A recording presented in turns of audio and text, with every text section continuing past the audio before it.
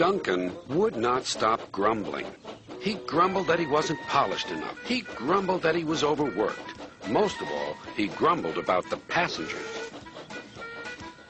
"I'm ashamed of you, Duncan," said Skarloey. "Thank goodness Rheneas is coming home soon. Perhaps he'll teach you some sense before it's too late." "What has Rheneas to do with me?" "Rheneas saved our railway," replied Skarloey. "Please tell us about it," said Peter Sam. "Well," began Skarloey, "it was before you came here. Things were bad. Rheneas and I had to keep the trains running, or our railway would have to close." "How awful," murmured Peter Sam. "I tried hard," continued Skarloey, "but my old wheels ached." Rheneas understood. "It's my turn now," he'd tell me.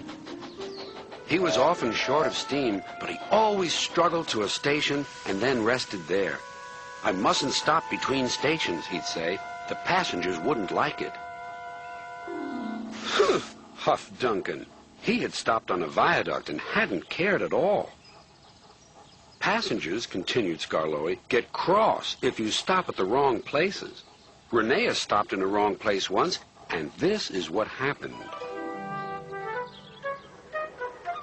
One wet and windy afternoon when the rails were damp, Rheneas was traveling home with a full train. There were even passengers in the caboose.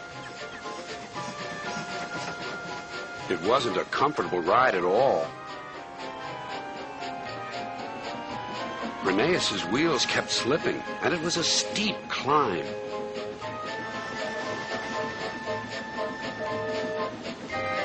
At last his wheels gripped the rails again. "The worst is over," he thought. "Now we're away."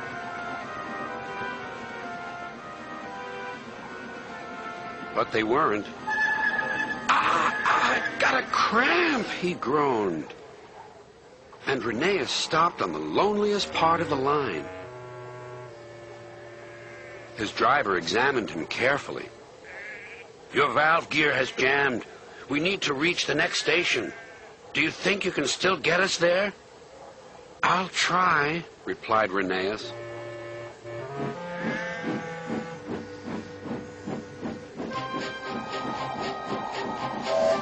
Rheneas did his best.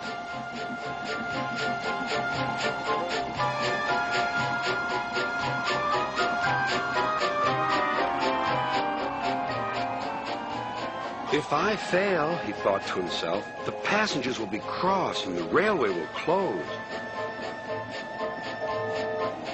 Everything blurred. He was really too tired to make another turn of his wheels, but he did. And another, and another, and another.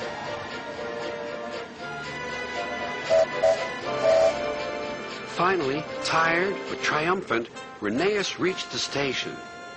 "I'm here at last," he wheezed.